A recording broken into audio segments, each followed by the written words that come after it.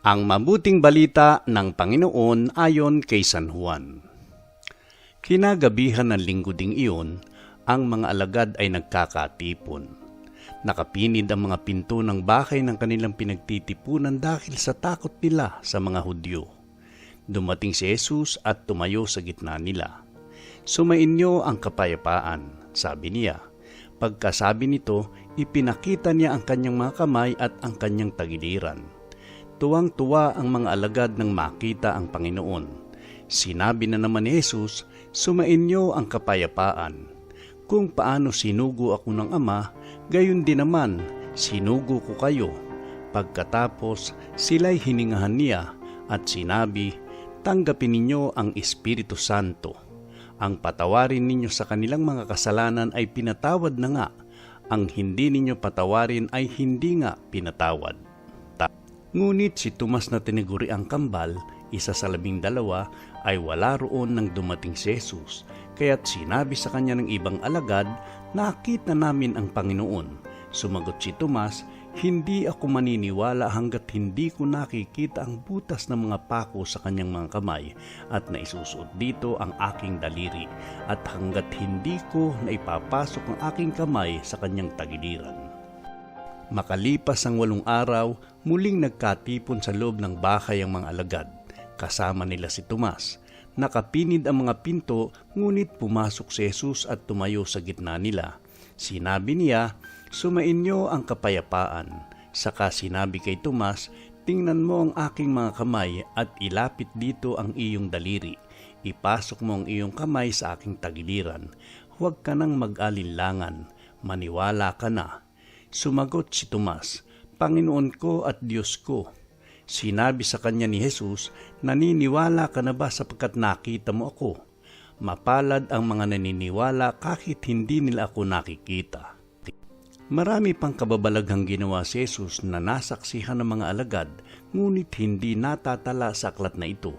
Ang mga natala rito'y sinulat upang sumampalataya kayong si Jesus ang Mesiyas, ang anak ng Diyos, at sa gayoy magkaroon kayo ng buhay sa pamamagitan niya.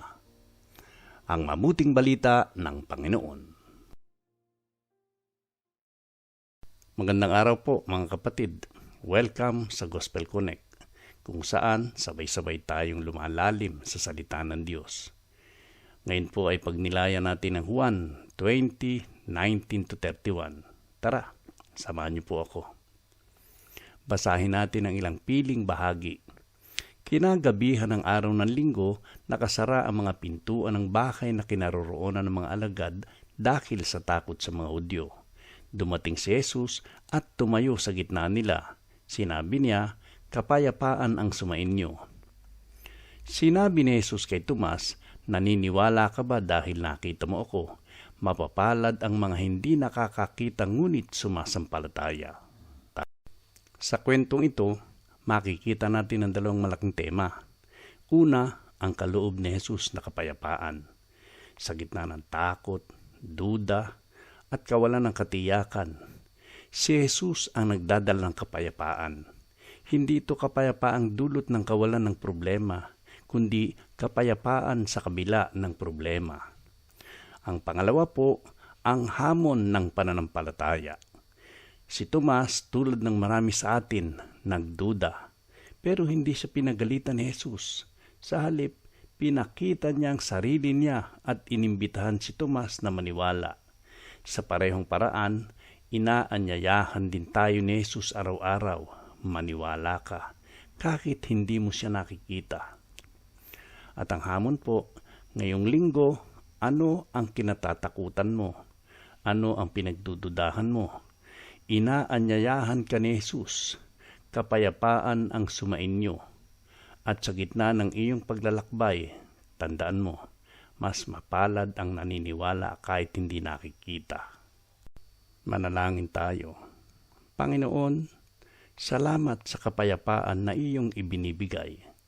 Turuan mo kaming maniwala sa iyo kahit hindi namin nakikita. Palalimin mo ang aming pananampalataya. Amen.